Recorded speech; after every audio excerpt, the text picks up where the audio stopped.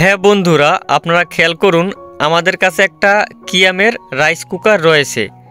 এই কিয়াম কোম্পানির rice cooker ছাড়াও যে কোনো রাইস কুকার আপনারা রিপেয়ার করতে পারবেন এই ভিডিও দেখে।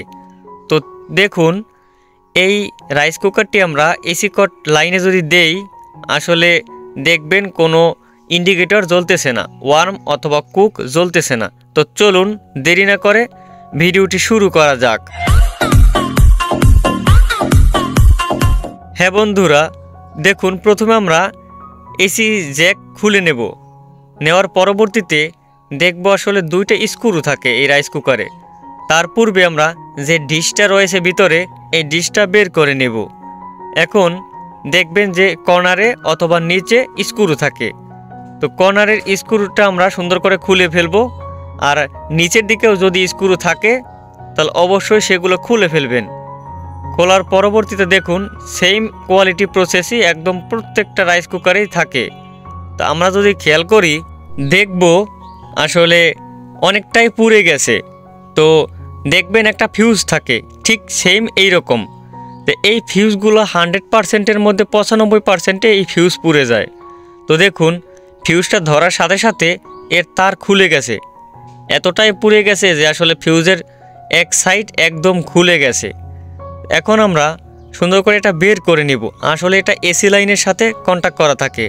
তো এখানে 10 এম্পিয়ার একটা ফিউজ ছিল, 250 ভোল্ট, ঠিক আছে। তো এই 250 ভোল্ট 10 এম্পিয়ার যে ফিউজটা আছে, এই ফিউজটা আমরা খুলে ফেলব।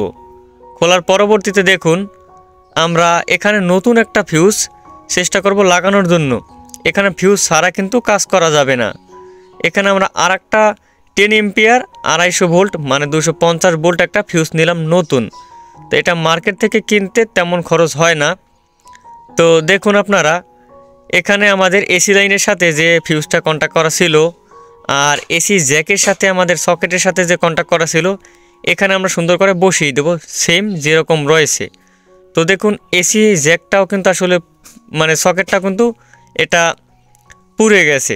এখানে আমরা চেষ্টা করব নতুন একটা জ্যাক লাগানোর জন্য। যদি নষ্ট না হয় তাহলে আর চেঞ্জ করার দরকার নেই। তো আমরা নতুন একটা লাগিয়ে দিলাম। এখন দেখুন আপনারা সবাই, এসি সকেটটা কিন্তু লাগানো কমপ্লিট। এক সাইডে আমরা ফিউজ লাগিয়েছি, আর ফিউজের অপর প্রান্ত যে লাল তারটা কন্ট্যাক্ট করা আছে রাইস কুকারের কয়েল, সেখানে আমরা লাগিয়ে দিয়েছি। তো দেখুন এখানে সুন্দর করে লাগানোর পরবর্তীতে রাইস কুকারে যে দুইটা কয়েল আছে, এখানে সুন্দর করে স্ক্রুগুলো খুলে আমরা ব্লেড দিয়ে পরিষ্কার করে নিয়েছি, যাতে পরবর্তীতে সমস্যা না হয়। তো দেখুন লাইন দেওয়ার সাথে সাথে কিন্তু রাইস কুকার একদম ওয়ার্মে বাতি জ্বলে উঠেছে, ইন্ডিকেটর। তো সুইচে টিপ দিলেও কুকেও আসলে বাতি জ্বলতেছে। তো অবশ্যই আমাদের রাইস কুকার রিপেয়ার করা কমপ্লিট। এখন যদি আমরা একটু অপেক্ষা করি, আসলে দেখব এখানে আসলে হিট হচ্ছে, 100% হিট হবে। তো এখানে আমাদের দোকানের ভিতরে, তো এর কারণে আমরা পানি দিয়ে আর আপনাদেরকে হিট করে দেখাচ্ছি না। আমি এটা কমপ্লিট দেখছি, অনেকটাই গরম হয়।